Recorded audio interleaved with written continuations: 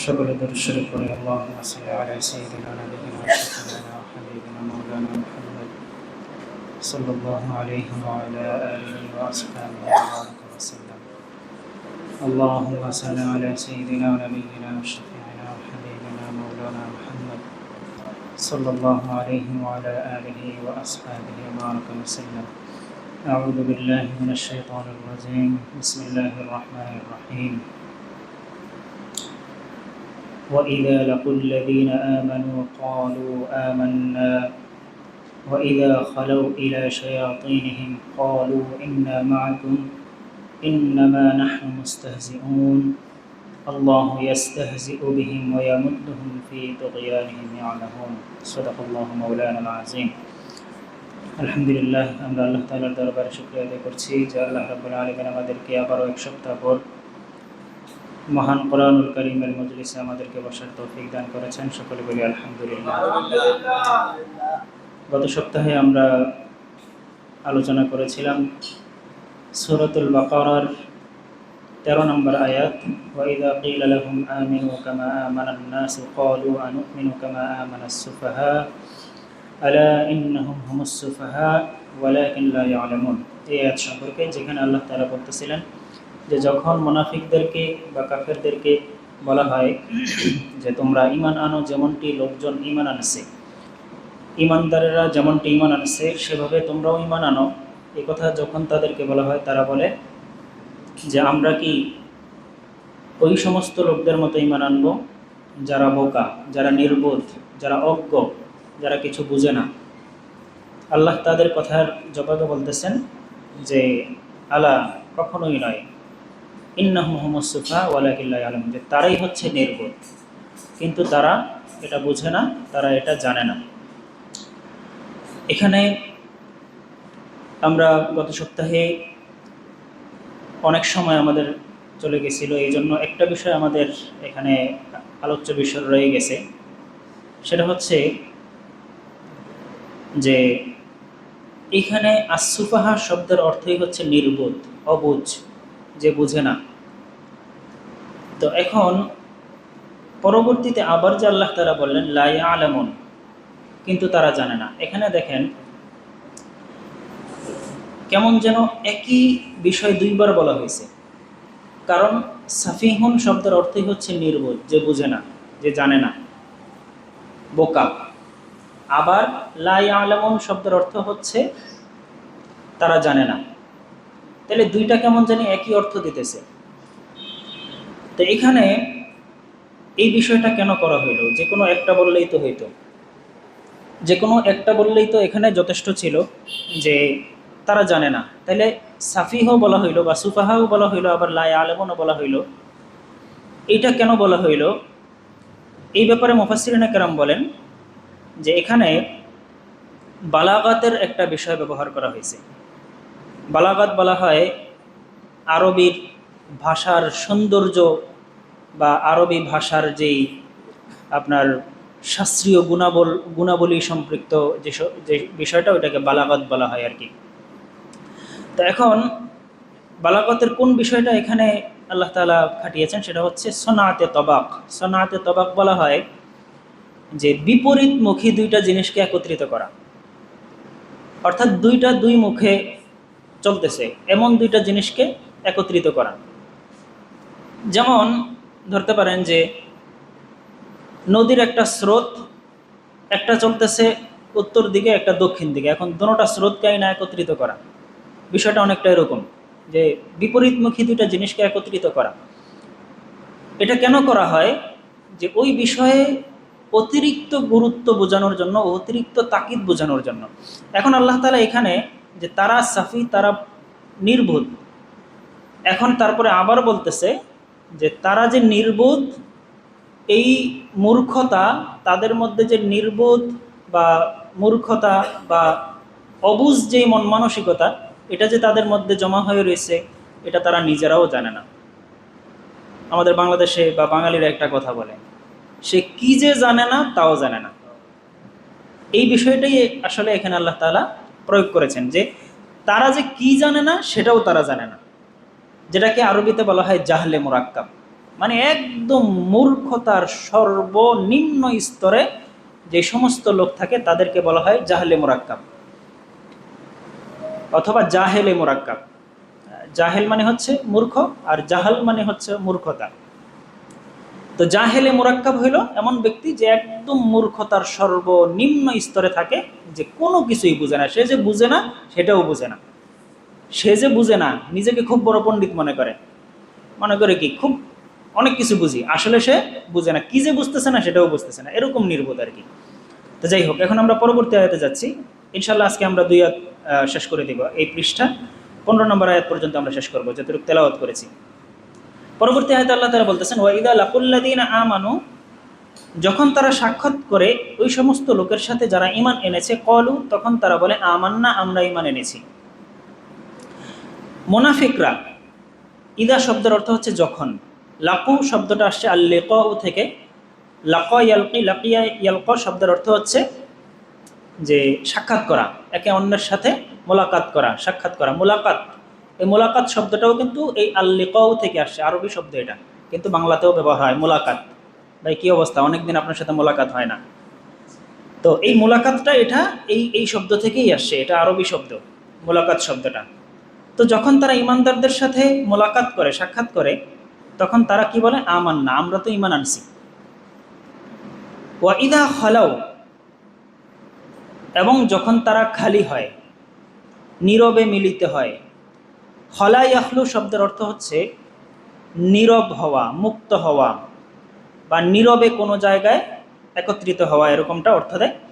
তো যখন তারা নীরবে মিলিত হয়, কোথায়, ইলা শায়াতিনিহিম, তাদের শয়তানদের কাছে। কলু, তখন তারা বলে, ইন্না মাআকুম, নিশ্চয়ই আমরা তোমাদের সাথেই আছি। ইন্নামা নাহনু মুস্তাহজিউন, নিশ্চয়ই আমরা তো উপহাস করতেছি, আমরা তো বিদ্রুপ করতেছি, ঠাট্টা করতেছি। এখন এখানে কয়েকটা বিষয় জানার আছে। প্রথমত হচ্ছে যে শয়তানের অর্থ কি। শয়তান এই শব্দের অর্থ হচ্ছে পথভ্রষ্ট, সহজ অর্থ। আসলে বিশ্লেষণ করতে গেলে বহু ব্যাখ্যা বিশ্লেষণ আছে, সরফি বা শব্দগত বিশ্লেষণ বহু আছে। সহজ করে বলতেছি আমরা একটু আজকে বেশি আগানোর জন্য। তো শয়তানের শাব্দিক অর্থ হচ্ছে পথভ্রষ্ট। আরও যদি আরেকটু গভীরে যাই, এই শব্দটা গঠিত হয়েছে সাতনন থেকে, আর সাতনন শব্দের অর্থ হচ্ছে দূর হওয়া, দূরে থাকা, কোনো কিছু থেকে দূরে দূরে থাকা।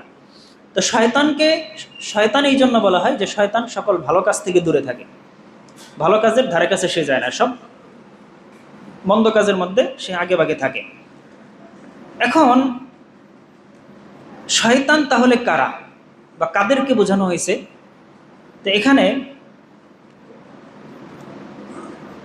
সাহাবী যেনাকে রইসুল মুফাসসিরিন বলা হয়, হযরত আব্দুল্লাহ বিন আব্বাস রাদিয়াল্লাহু তাআলা আনহু, তার মতে এখানে শয়তান বলে ইহুদিদের 5টা সম্প্রদায়কে বোঝানো হয়েছে। ইহুদিদের যেই গোত্রগুলো তৎকালীন যুগে মদিনায় বসবাস করত তাদেরকে বোঝানো হয়েছে।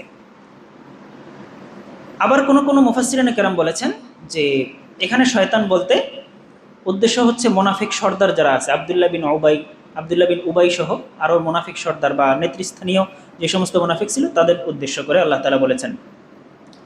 তবে সবচেয়ে নির্ভরযোগ্য কথা হচ্ছে যে শয়তানের অর্থ যেই বান্দা আল্লাহর পথের বিরুদ্ধাচরণ করে। আল্লাহ হুকুম দিয়েছেন একটা, সে করে আরেকটা। আল্লাহর হুকুমের বিরুদ্ধে যে চলে, বিপথে যে চলে, আল্লাহর বিরুদ্ধাচরণ যে করে, সেই শয়তান। এখন সেটা হতে পারে মানুষ, হতে পারে জিন, যে কোনো প্রাণী হতে পারে, মানুষ অথবা জিন, দুটোটাই হইতে পারে। এর বাহিরে হইতে পারে না, কারণ হচ্ছে এর বাহিরে আসলে এই নফস নামক জিনিস কাউকে দেওয়াই হয়নি। যত প্রাণী আছে, প্রাণীদেরকে বিবেক বা নফস নামক জিনিস দেওয়া হয়নি, তাদেরকে বিবেক বুদ্ধি বলতে কিছু দেওয়া হয়নি। এমনইভাবে ফেরেশতারাও এর ইনক্লুডেড হবে না, কারণ হচ্ছে ওনাদেরকেও যেই বিবেক বা তাদেরকে যেই ইচ্ছা নামক জিনিসটা, এরাদা, এটা তাদেরকে দেওয়া হয়নি। ওনারা টোটালি আল্লাহ তাআলার কমান্ড অনুযায়ী চলেন, এর বাহিরে যাওয়ার কোনো ইচ্ছা শক্তি তাদের কখনো জাগ্রত হয় না। তো এই জন্য এই শয়তান জিনিসটা এখন মানুষকেও অন্তর্ভুক্ত করবে, আবার কি আমরা শয়তান বলতে যেটা বুঝি ইবলিস বা ইবলিসের চালাবেলা যারা আছে। তো এখন জমহুর উলামায়ে কেরামের কথা হলো যে মানুষও জিন হইতে পারে, এবং এটা তারা কি এমনি এমনি বলছেন না। কোরআনের মধ্যে আল্লাহ তাআলা এক জায়গায় বলতেছেন, ওয়াকাযালিকা জাআলনা লিকুল্লি নাবিয়্যিন আদুওয়ান মিন শায়াতিনিল ইনসি ওয়াল জিন্নি। আল্লাহ তাআলা কোরআনের মধ্যে সেখানে বলতেছেন যে প্রত্যেক নবীর জন্য আমি শত্রু বানাইছি, এবং এই শত্রুগুলো মানুষদের থেকেও ছিল, শত্রুদের থেকেও ছিল। তাইলে এখানে আল্লাহ তাআলা মানুষদেরকেও শয়তান বলছেন, আবার শয়তান বলতে আমরা যাদেরকে বুঝি জিন জাতির থেকে যাদের উৎপত্তি তাদেরকেও আল্লাহ তাআলা বুঝাইছেন জিন থেকেও, অর্থাৎ মানুষ থেকেও শয়তান আছে, জিন থেকেও শয়তান আছে। অতএব মানুষ যারা শয়তানের পথে চলে তারাও কি শয়তান। কোরআনের ভাষা অনুযায়ী বা মুফাসসিরিনে কেরামের মতামত অনুযায়ী যে সমস্ত মানুষ ভ্রষ্ট, পথভ্রষ্ট, যারা শয়তানের পদাঙ্ক অনুসরণ করে তারাও কি এক প্রকারের শয়তান। তাদেরকেও আল্লাহ তাআলা কোরআনের মধ্যে শয়তান বলে সম্বোধন করেছেন। আচ্ছা, এখন যখন তারা তাদের শয়তানদের কাছে অর্থাৎ পথভ্রষ্ট লোকদের সাথে যখন তারা একত্রিত হয়, তারাও তো পথভ্রষ্ট, তাদের মতো যারা আরও আছে, যারা নেতৃস্থানীয় আছে অথবা যারা কুফফার সম্প্রদায় আছে, তাদের সাথে যখন তারা মিলিত হয়, কলু, তারা বলে, কলা ইয়াকুলু, আল কৌলু থেকে শব্দের অর্থ হচ্ছে বলা, কলু, তো তারা বলে কি ইন্না মাআকুম, নিশ্চয়ই আমরা তোমাদের সাথেই আছি। আচ্ছা, এখানে একটা বিষয় উল্লেখযোগ্য, সেটা হচ্ছে এখানে দুই ধরনের শব্দ আল্লাহ ব্যবহার করেছেন। ইতিপূর্বে আমরা একদিন তাফসিরে আলোচনা করেছিলাম যে আরবিতে যত বাক্য হয়, আরবিতে না শুধু সব ভাষাতেই যত বাক্য হয়, বাক্য দুই ধরনের হয়। একটা হচ্ছে জুমলায়ে ফেআলিয়া আর একটা হচ্ছে জুমলায়ে ইসমিয়া। জুমলায়ে ফেআলিয়া হলো যেটা কোনো কর্ম সম্পাদনমূলক শব্দ দ্বারা শুরু হয়। এর আগে একদিন আলোচনা করেছিলাম, হয়তো মনে আছে আপনাদের। যেমন ওই যে জরবা জাইদুন, এই জরবা দিয়ে শুরু হয়েছে, মানে জায়েদ মারছে, মনে আছে, মনে আসতেছে কিছু কিছু, জায়েদ মারছে মানে এটা কি, এটা কর্ম সম্পাদনমূলক বাক্য। আর জুমলায়ে ইসমিয়া যেটা, সেটা হচ্ছে আপনার কোনো আপনার কর্ম সম্পাদনমূলক শব্দ দিয়ে শুরু হয় না, যে কোনো আপনার সংবাদমূলক অথবা কোনো সাবজেক্ট দিয়ে শুরু হয়। এবং জুমলা ইসমিয়ার মধ্যে দুইটা অংশ থাকে, একটা হচ্ছে মুবতাদা আর একটা হচ্ছে খবর। মুবতাদা মানে হচ্ছে সাবজেক্ট বা বিষয়, আর খবর মানে হচ্ছে প্রেডিকেট বা সংবাদ। তো সাবজেক্ট প্লাস প্রেডিকেট মিলে হয় হচ্ছে কি জুমলা ইসমিয়া, যেটাকে নমিনাল সেন্টেন্স বলা হয় ইংলিশে। তো ওই নমিনাল সেন্টেন্স বা জুমলা ইসমিয়া দ্বারা এটার একটা বৈশিষ্ট্য আছে। বৈশিষ্ট্য হইল যে এটা কোনো চলমান জিনিস, স্থির জিনিস অথবা স্থায়ী কোনো জিনিসকে বোঝায়। যেমন কথার কথা, জাইদুন কাইমুন বললাম, জাইদুন কাইমুন ফিস সুক, এই কথাটাও, এই উদাহরণটাও আগে একবার দিয়েছিলাম, হয়তো মনে আছে, যে জায়েদ বাজারে দাঁড়ায় আছে, এটা কি জুমলায়ে ইসমিয়া। তো এখন এই যে বাক্যটা, এই বাক্যটা একটা স্থায়িত্ব বোঝায়, যে জায়েদ দাঁড়ানো অবস্থায় আছে, একটা স্থায়িত্ব বোঝায়। কিন্তু যদি আমরা বলি কমা জাইদুন, জায়েদ দাঁড়াইছে, জায়েদ দাঁড়াইছে, এটা হচ্ছে জুমলায়ে ফিআলিয়া। তো এখন এই যে জুমলায়ে ফিআলিয়া, এটার মধ্যে আবার স্থায়িত্বের যে বৈশিষ্ট্যটা সেটা নাই। এটা হইতে পারে জায়েদ দাঁড়াইছে, দাঁড়ায় আবার বসে গেছে, কমা জাইদুন, জায়েদ দাঁড়াইছে, এখন দাঁড়ায় কি সে এখনো আছে না হাইটে চলে গেছে না আবার বসে গেছে, এটা এখানে বোঝাবে না। কেন? কারণ এটার মধ্যে স্থায়িত্বের বৈশিষ্ট্য নাই। এখন আল্লাহ রাব্বুল আলামিন এই আয়াতের মধ্যে খেয়াল করলে দেখবেন যে প্রথম যে শব্দটা আল্লাহ তাআলা ব্যবহার করেছেন, যে যখন তারা মুমিনদের সাথে মিলিত হয়, মুমিনদের সাথে মিলিত হওয়ার সময় যে শব্দ আল্লাহ ব্যবহার করেছেন কলু, এটা হচ্ছে জুমলায়ে ফিআলিয়া, মানে কর্ম সম্পাদনমূলক শব্দ দিয়ে শুরু হয়েছে এই শব্দটা। কলু, তারা বলে, কি বলে? আমরা ঈমান এনেছি, আমান্না, এটাও জুমলায়ে ফিআলিয়ার বা কর্ম সম্পাদনমূলক শব্দ। এখন তারা যে বলে আমরা ঈমান এনেছি, এখানে জুমলায়ে ফিআলিয়া ব্যবহার করেছেন কর্ম সম্পাদনমূলক শব্দ দ্বারা যেই বাক্য শুরু হয়।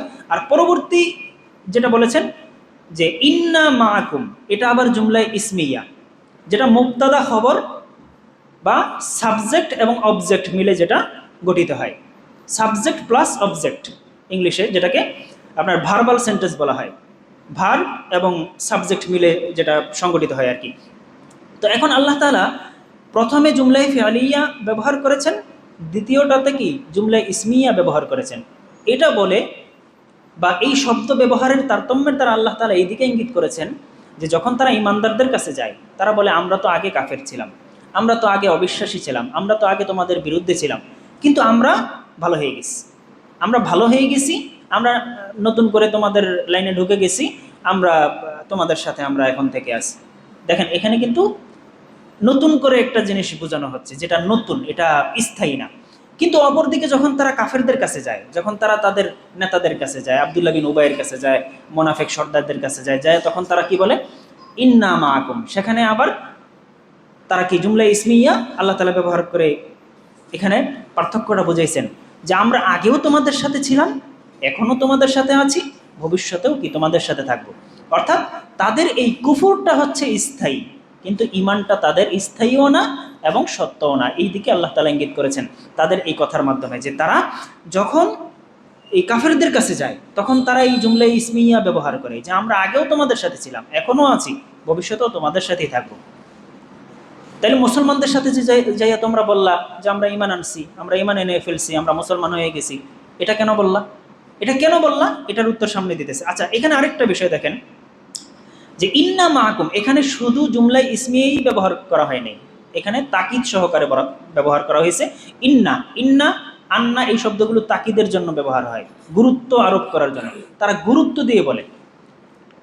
কিন্তু যখন ইমানদারদেরকে বলে যে ওয়াইদা লাকুল্লাযিনা আমানু ক্বালু আমান্না, সেখানে কিন্তু আর ইন্না ব্যবহার করে না, সেখানে তারা স্বাভাবিকভাবে বলে যে আমরা ঈমান এনে ফেলছি। কিন্তু যখন কাফেরদের সাথে মিলিত হয় তখন তারা গুরুত্ব দিয়ে বলে। এই চরিত্রের মানুষ আমাদের সমাজে বহুত আছে।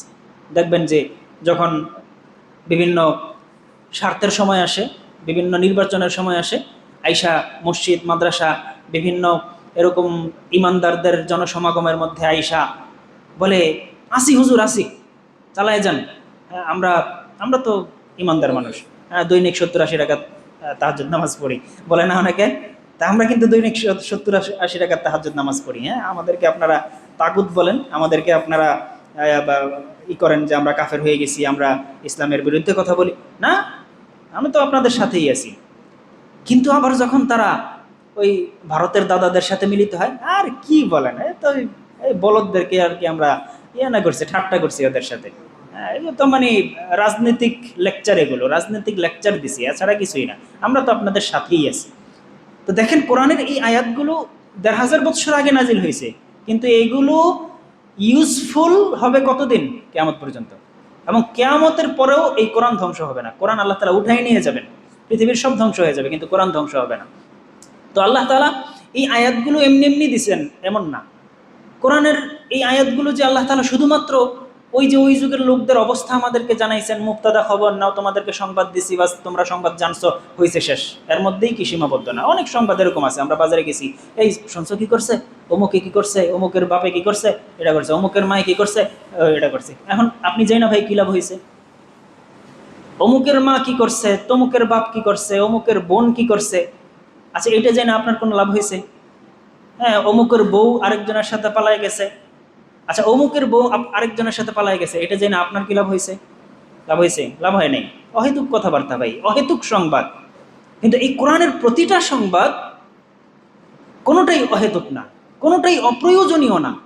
আল্লাহ বলছেন যে তারা এগুলো করতো, মুনাফিকরা এগুলো করতো, তো এখন এখন এগুলো করছে, আমরা জানলাম, এই জানা পর্যন্তই কি শেষ?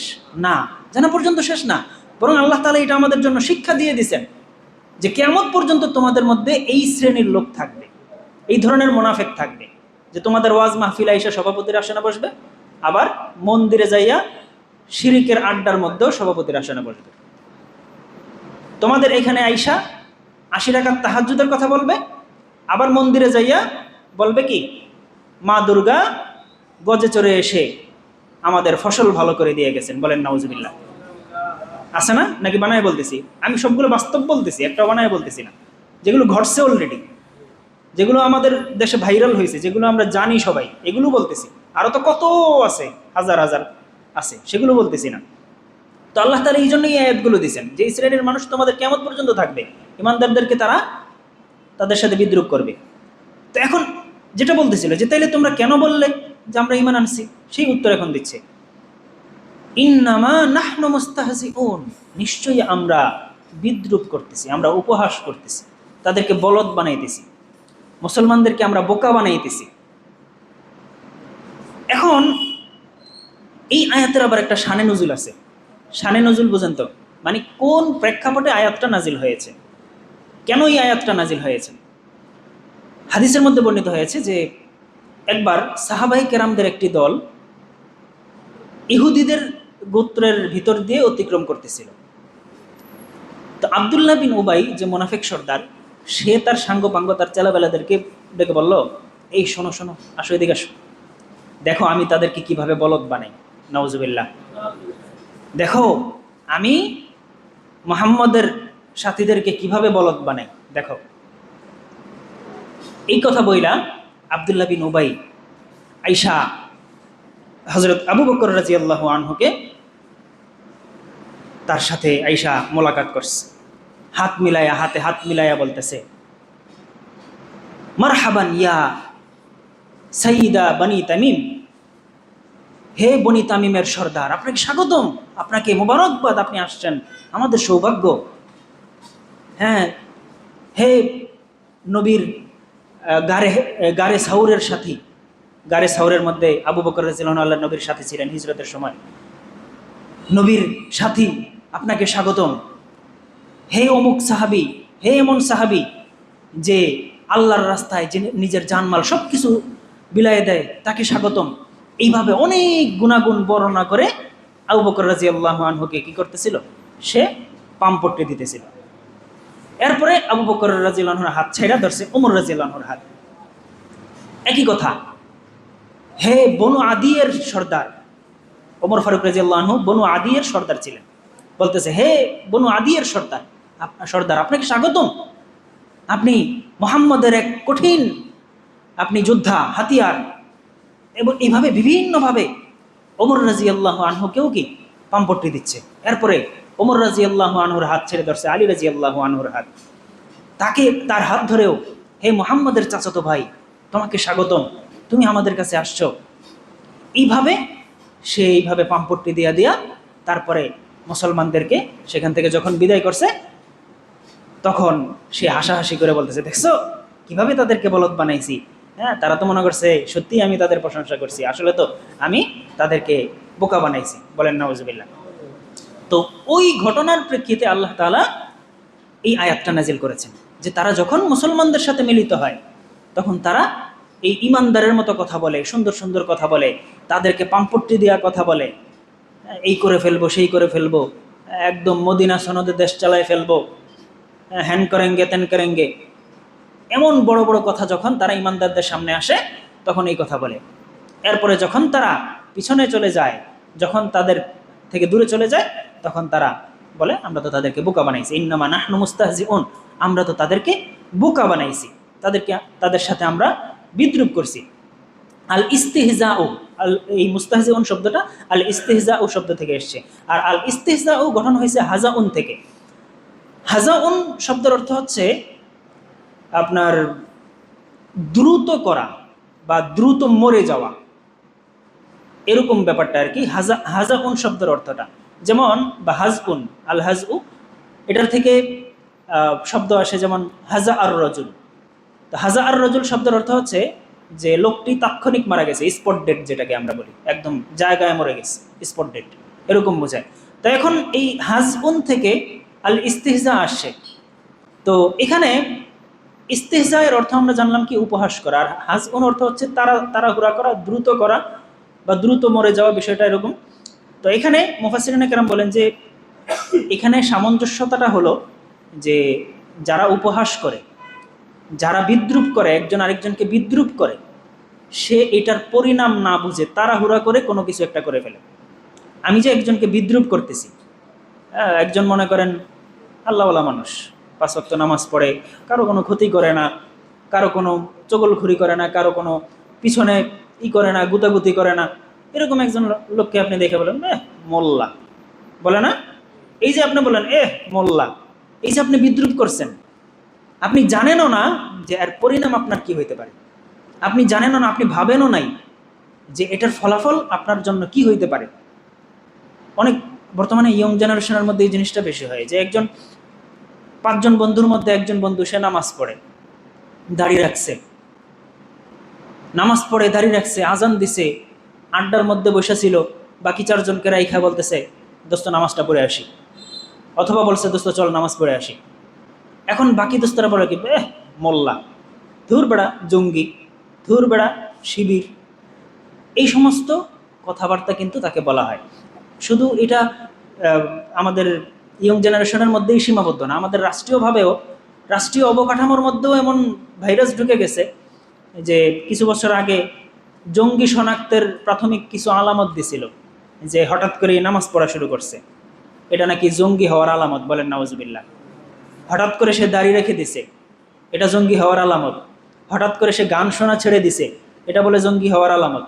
চিন্তা করতে পারেন কোন জায়গায় ঢুকছে ভাইরাস। তো এই যে বিষয়গুলো, এগুলোই হচ্ছে এই যে ইস্তেহজা। একজন দাড়ি রাখছে তাকে আপনি জঙ্গি বললেন, একজন লম্বা জামা পড়ছে সে নামাজ পড়ে তাকে আপনি মোল্লা বলে বিদ্রুপ করলেন। তো এখন এই যে বিদ্রুপটা করলেন তাড়াহুড়ো করে ফেলেন, দেখছেন আর বলে ফেলছেন, হুট করে মুখ দিয়ে বের করে ফেলছেন, ভাবেন নাই পরিণাম কি হবে। তো এই জন্য ইস্তেহজা আল হাজব থেকে আসছে, এরকমটি মুফাসসিরিনে কেরাম বলেন। আচ্ছা, পরবর্তী আয়াত, আল্লাহু ইয়াস্তাহজিউ বিহিম, আল্লাহ তাআলাই তাদের সাথে উপহাস করেন, ওয়া ইয়ামুদ্দুহুম, এবং তাদেরকে তিনি ছাড় দেন, ফি তুগয়ানিহিম, তাদের অবাধ্যতার মধ্যে, ইয়ামাহুম, তারা অন্ধ হয়ে ঘুরে বেড়াচ্ছে, অর্থাৎ তারা দিক বিদিক জ্ঞান শূন্য হয়ে তারা ঘুরতেছে। এখন আল্লাহ তাআলা তাদের জবাব দিছেন। এখানে দেখেন যে আল্লাহ তাআলা কি বলতেছেন, ইয়াস্তাহজিউ বিহিম। এখন এখানে ইস্তেহজা শব্দটা, এটা আসলে একটা মন্দ শব্দ বা নিকৃষ্ট শব্দ বলা চলে। এই কাজটা নিকৃষ্ট না, কাউকে বিদ্রুপ করা, উপহাস করা, এটা একটা মন্দ কাজ, এটা একটা নিকৃষ্ট কাজ। এখন এই শব্দটা আল্লাহ তাআলার দিকে সম্বন্ধযুক্ত করা, আল্লাহ তাআলার সাথে এই শব্দটা ব্যবহার করা, এটা আল্লাহ তাআলার শানের সাথে যায় না। কারণ আল্লাহ তাআলা কাউকে উপহাস কেন করবে? আল্লাহ তাআলার তো উপহাস করার কথা না, কারণ এই শব্দ এটা নিকৃষ্ট শব্দ, আর আল্লাহ তাআলা নিকৃষ্ট কোনো কাজ করতে পারেন না। সুবহানাল্লাহ, আল্লাহ তাআলা পবিত্র। আমরা এখানে একটা বিষয় অ্যাড করি, আমরা অনেক ক্ষেত্রে এরকম হয় যে, বা আমরা অধিকাংশ মানুষ এরকম মনে করি যে যখন আমরা আশ্চর্যজনক কোনো বিষয় শুনবো বা আল্লাহ তাআলার কোনো কুদরতের কথা শুনবো তখন সুবহানাল্লাহ বলবো। বিষয়টা আসলে শুধু এতটুকু সীমাবদ্ধ না। সুবহানাল্লাহ শব্দের অর্থ কি? আল্লাহ পবিত্র। যেমন আল্লাহ তাআলা অনেক জায়গায় বলেছেন যে তারা যেই সমস্ত কথা বলে, সুবহানাহু আম্মা ইয়াসিফুন, যে তিনি পবিত্র ওই সমস্ত বিষয় থেকে তারা যা বর্ণনা করে। যেমন ইহুদিরা বলতো যে আল্লাহর সন্তান আছে, নাউজুবিল্লাহ। তো এই যে এই সমস্ত বিষয়গুলো থেকে আল্লাহ পবিত্র। তো যখন আমরা এই ধরনের কথা বলবো যে এই কথাটা আল্লাহর সাথে যায় না বা এটা আল্লাহর পবিত্রতার সাথে যায় না, তখনও সুবহানাল্লাহ বলতে হয়। এই জিনিসটা আমরা আজকে থেকে মনে রাখবো, পারবো না ইনশাল্লাহ। তো এখানে দেখেন যে আল্লাহ তাআলা একটা নিকৃষ্ট কাজ করতে পারেন, সুবহানাল্লাহ। আল্লাহ এটা থেকে কি পবিত্র, তিনি নিকৃষ্ট কাজ থেকে বহু উঁচুতে, তিনি বহু পবিত্র। তারপরেও আল্লাহ তাআলা এই শব্দ কেন ব্যবহার করলেন? তো আল্লামা বাইজাবি রাহিমাহুল্লাহ এটার উত্তরে বলেছেন যে এখানে এটার উত্তর হলো, দুইটা উত্তর দিয়েছেন। 1 নম্বর উত্তর হলো যে আল্লাহ তাআলা এখানে উপহাস করতেছেন বলতে উদ্দেশ্য হচ্ছে যে আল্লাহ তাআলা তাদেরকে এর প্রাপ্য শাস্তি বুঝাই দেবেন। তারা যেটা করতেছে এটার প্রাপ্য শাস্তি, উপযুক্ত শাস্তি, তারা যেটা পাওনা, এই পাওনা একদম কড়ায় গন্ডায় বুঝাই দেবেন। এটার অর্থ হচ্ছে এটা। ইস্তাহজিউ অনেক সময় এক শব্দের অর্থ এক থাকে কিন্তু এটার মর্ম আরেক থাকে, এরকম হয়। তো এখানে আল্লামা বাইজাবি রাহিমাহুল্লাহ বলতেছেন যে, তবে আল্লামা বাইজাবি রাহিমাহুল্লাহ আবার এটা নিজস্ব মতামতে বলেন নাই, আল্লামা সিবওয়াই রাহিমাহুল্লাহর বরাত দিয়ে বলেছেন যে, আল্লামা সিবওয়াই রাহিমাহুল্লাহ এই ব্যাখ্যাগুলো দিয়েছেন যে আল্লাহ তাআলা এখানে উদ্দেশ্য নিয়েছেন যে তাদেরকে প্রাপ্য শাস্তি বুঝিয়ে দেবেন।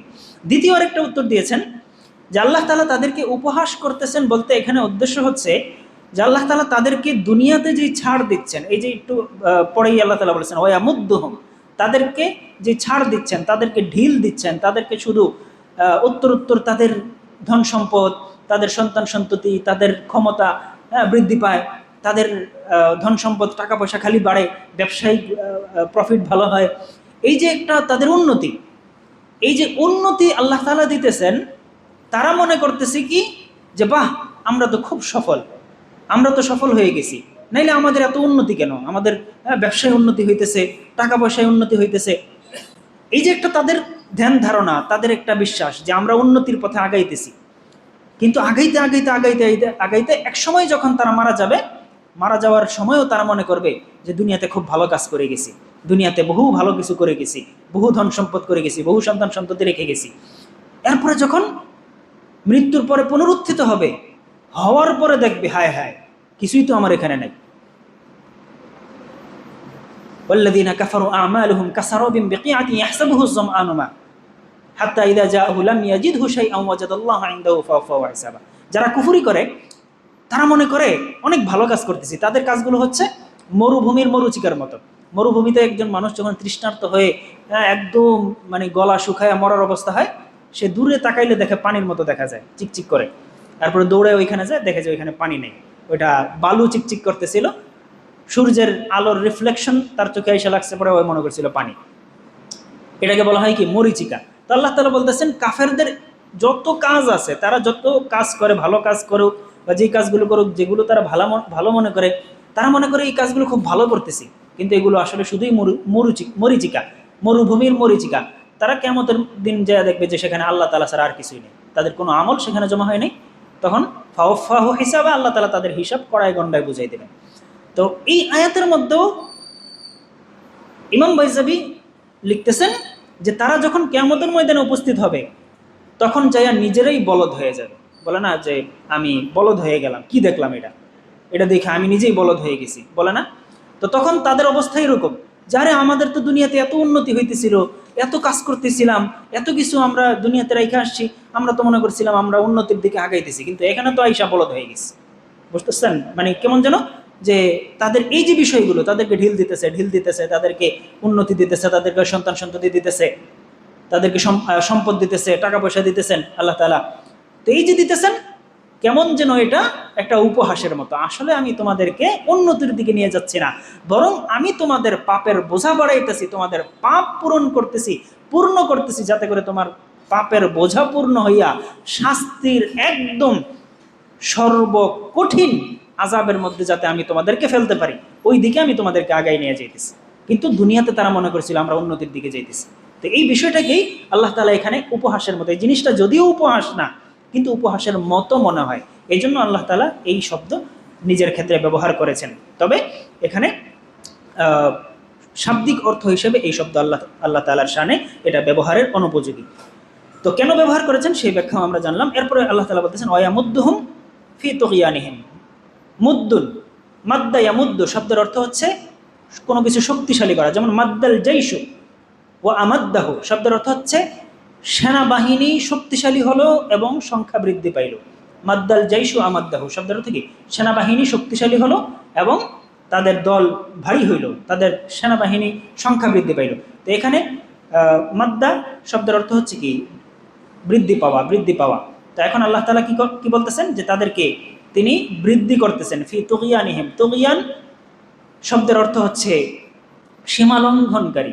মুফাসসিরিন কেরাম উল্লেখ করেছেন তুগয়ান শব্দের অর্থ হচ্ছে যে কোনো কিছু তার নির্দিষ্ট সীমানা অতিক্রম করে যাওয়া।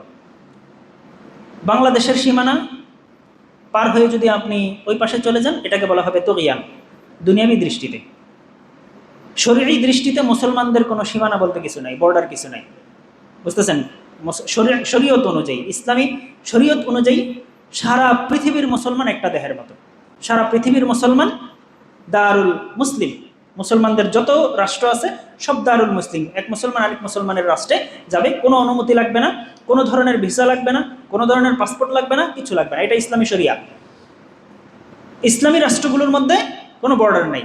দারুল মুসলিম যেগুলো আছে, দারুল মুসলিম এক মুসলমান আরেক মুসলমানের দেশে যাবে, এতে কোনো বাধা বিপত্তি নেই। আর দুনিয়াবী দৃষ্টিকোণ থেকে যে কোনো এক দেশের বর্ডার পার হইলে আরেক দেশে গেলে আপনি কি করছেন? সীমা লঙ্ঘন করছেন। তো তো তুগিয়ান শব্দের শাব্দিক অর্থটা এটা, যে যে কোনো জিনিস তার সীমানা অতিক্রম করে যাওয়া, সেটাকে বলা হয় তুগিয়ান। তো এখানে যারা আল্লাহর দেওয়া সীমানা অতিক্রম করে তাদেরকে বলা হয় তাগীন, বা এই কাজটাকে বলা হয় তুগিয়ান, অর্থাৎ আল্লাহর নির্ধারিত সীমানা অতিক্রম করে যাওয়া। তো তারা যে এই যে সীমা লঙ্ঘন করতেছিল, আল্লাহর বিধানের বিপরীত কাজ করতেছিল, আল্লাহ তাআলা সেটার মধ্যেই তাদেরকে ছাড় দিতেছিলেন। ইয়ামুদ্দুহুম, তাদেরকে তিনি আরো বাড়াই দিতেছিলেন। তাদের এই যে অপকর্ম করার শক্তি, অপকর্ম করার টাকা পয়সা, তাদেরকে আরো তিনি দিতেছিলেন, করো করো আরো করো, আরো করো। তারপরে কি হয়, ইয়ামাহুন। ইয়ামাহুন শব্দটা আসছে আল আমাহু থেকে। আল আমাহু শব্দের অর্থ হচ্ছে অনেকটা আমিয়ন শব্দের কাছাকাছি শব্দটা। আমিয়ন শব্দের অর্থ হচ্ছে চোখ অন্ধ হওয়া। কেউ যদি চোখে না দেখে, সেই ক্ষেত্রে ব্যবহার হয় আমিয়ন।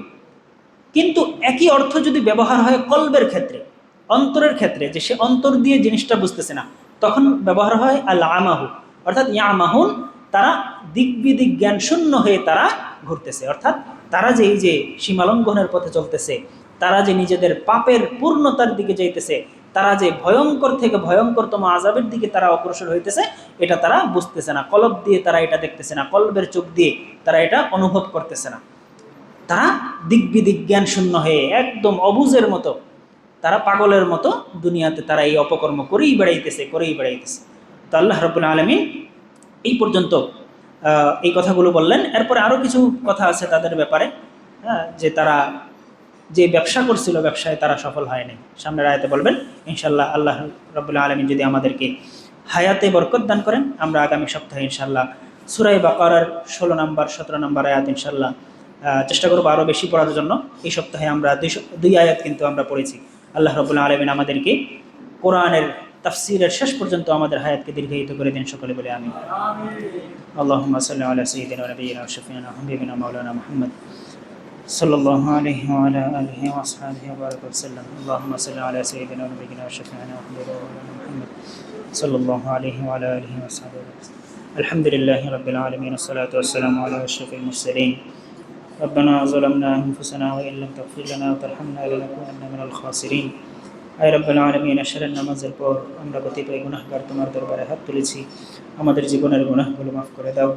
আয় রব্বুল আলামিন, দীর্ঘ সময় তোমার কোরআনের মহব্বতে আমরা বসে রইলাম, এই বসে থাকাটাকে তুমি নাজাতের ওসিলা বানায় দাও।